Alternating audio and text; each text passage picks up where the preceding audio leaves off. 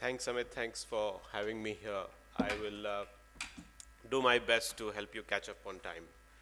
Uh, I've been actually sitting here listening to all the speakers, and I have to tell you that you in the audience are better off than people who have to come up and speak. After hearing so many different ideas, I'm not sure what I'm going to talk about. Uh, I will start out with a story.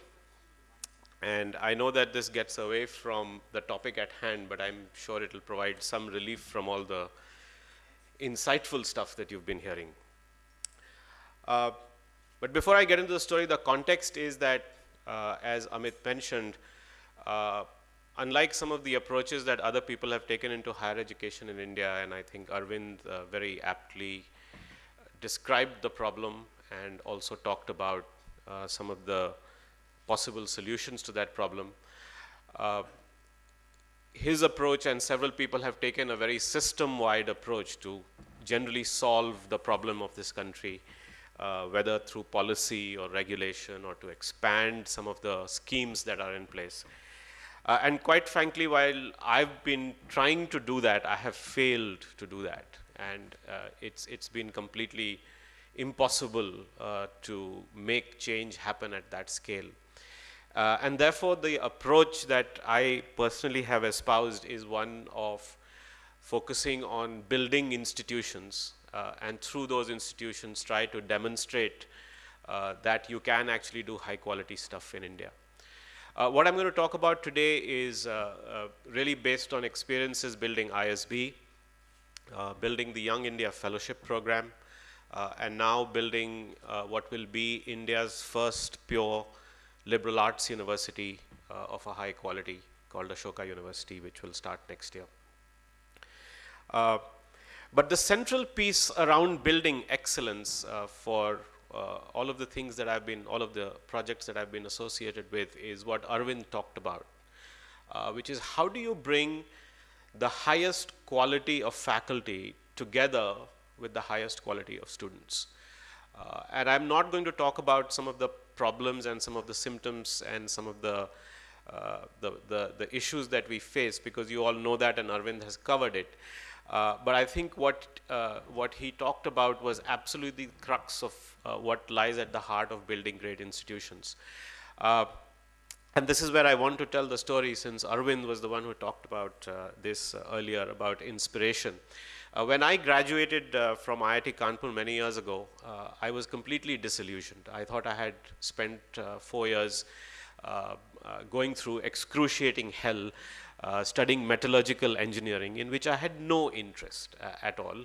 I got metallurgy because I had a rank which people reminded me every day at IIT was more like a telephone number rather than a rank.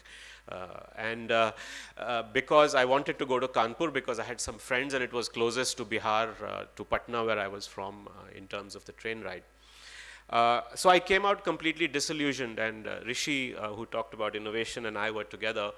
At least I don't know about him, he was studying physics then, but at least both of us, I think at that time, were very clear that we didn't want to have anything to do with the subjects that we had studied. We were so disillusioned with the quality of the education. So we both took the GMAT exam. We both fancied our chances as managers and did pretty well. I think you did better than me. He got a 740, I got a 720, and that seemed like the ticket to go abroad to do an MBA. So I applied to the Wharton School and was rejected summarily that I didn't have work experience, and so what if my GMAT score was good. However, I got into the University of Pennsylvania, where the Wharton School is located. And so I thought, like all Jugadu Indians, that if I got into the engineering program, I could weasel my way into Wharton because it was the same place. And of course, this was possible is in my vision of things. I had never been to UPenn or Wharton or the engineering school, but I assumed this was possible. So I arrived on campus, and of course, because I had no interest in doing a PhD and I'd chosen to do a master's, they were not willing to give me a scholarship. So I was paying my way. At that time, it was very expensive, even though dollar was not at 70. and I was trying to find ways of making a living. So in the Daily Pennsylvanian, I would every day read ads, and one of the ads said that a marketing professor at Penn wanted an analyst for the summer to work with him on some project. And I had, of course, heard in the corridors at Penn that Wharton was the rich school, and that's where people had all the money. And so I went for this project, and I interviewed, and I got the project. And I worked all summer very diligently on this project, and in fact continued to work on this project for the rest of the summer, rest of the term as well. It was a fascinating project which had to do with marketing data, lots and lots of marketing data which had to be analyzed on these very arcane desktops at that time.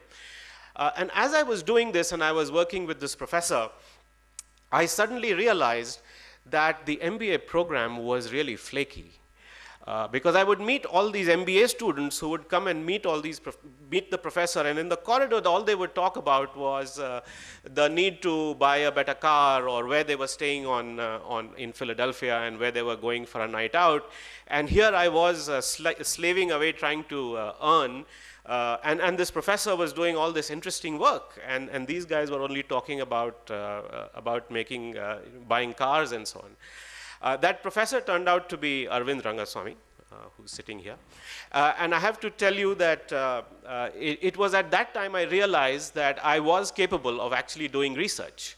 Of course, I also discovered in parallel the wonderful courses that I was doing in my engineering at that time, and I went on to do a PhD in engineering. But it was interesting that you mentioned the notion of having inspiring faculty and inspiring people in your life. And I think I'm seeing him after 25 years, and he doesn't know this story. But that project actually played a very important role in my decision. Anyway, sorry about taking 5 minutes away, but I will finish in 5 so that you can recover a 5. I had 3 simple ideas that I've written about, so you can read about it. Why should I repeat it here? The first one is that today in this country, a good student, I'm not talking brilliant, a good student has no options. The brilliant do, they can go to an IIT. Maybe they can't go to Kanpur, they can go to Patna or Raipur or Rohtak or Hyderabad. But the good student, and a good student is 85, 88, 90, 92%, has no options.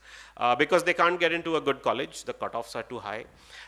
They can't get into the top engineering institutions because the competition is too tough. And so what do? They go abroad. Most of our kids are actually going abroad. Most of my friends' kids are going abroad. This year, they are committing to 4 years of an education at $50,000 a year, which is roughly 140,000, 1.4 crores over 4 years. And people are signing up. People are sending kids to Indian schools and colleges in Dubai and Singapore. Just as Dubai and Singapore have become hubs for our air travel, they have also become hubs for our education. I think one day we should do a talk with Mohan Birsani on the outsourcing of higher education from India, which is what we are doing essentially. We are completely outsourcing our high quality higher education to the West and to New Zealand and to Australia and to Ireland and to Singapore and to Middle East. So why not bring it back here? Why not create special education zones, very much as we have done for manufacturing, to bring manufacturing back into this country? Let those areas be treated like Singapore or Dubai or Ireland, where our Amities and SP Jains and Birla Institutes of Technology are going up and setting up institutions, where our kids are going and paying $30,000 to $50,000 a year to get an education.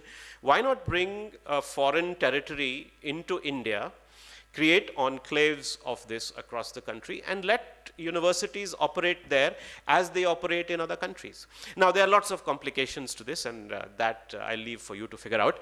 But the fact is that just as it's possible to bring manufacturing back into this country by creating enclaves, why should it not be possible to do that with education? So that's the first idea I talk about. The second idea that I talk about is the fact that in setting up institutions, I can tell you the toughest thing is to find land. And it's the most expensive investment that you have to make upfront. Yet, our existing institutions in this country have large tracts of land that are not used. We have JNU, which is not so far from here, which is 1,000 acres of land in Delhi, which does not even have an undergraduate program. Okay, 1,000 acres of land. To build Ashoka University, I have had to run helter-skelter and found land 50 kilometers away from Delhi. We could only get 25 acres, only from the Haryana government, and we had to pay almost 2 crores an acre. The first thing you do is invest 52 crores just buying fallow land if you want to set up a university in this country. It is criminal. Why not lease out 50 acres of land in JNU, only 50 out of the 1,000, and allow us to create a high-quality university right here in Delhi, which Delhiites need? That was idea number 2. And the idea number 3 was the idea of MOOCs. There's a lot of discussion about massive online courses. As you know, this is taking the world by storm. This is not a new idea, by the way. In India, 176 institutions offer distance education. 26% of our higher education students are actually doing studies by distance education. Why not completely upgrade the quality of this and simply offer courses online? Now, there's a big debate about whether online is good, is it adequate, how does it compare with offline, but do we have a choice? We are never going to create the 300,000 faculty that Arvind talks about, and might as well keep doing that and build out MOOCs. The fact is that of the 4.3 million subscribers that Coursera has, nearly 10% are supposedly Indian. Today, when people come to apply for our Young India Fellowship program, they come from some of the best colleges and universities in India, but they come with Coursera certificates. These kids are actually paying Coursera to get certificates so that they can get into a program in India. It's crazy. We should bring these programs into India, and I think it'll solve a lot of our access and quality problems. I know it's easy to say these things in 5 minutes and get away with them, but that's what these kinds of forums are about. So I hope if any of you are interested, please do engage with me and I'll fill you on in the details. But in the meantime, please follow the success of the Young India Fellowship and Ashoka University, and we'll talk again next year. Thank you very much.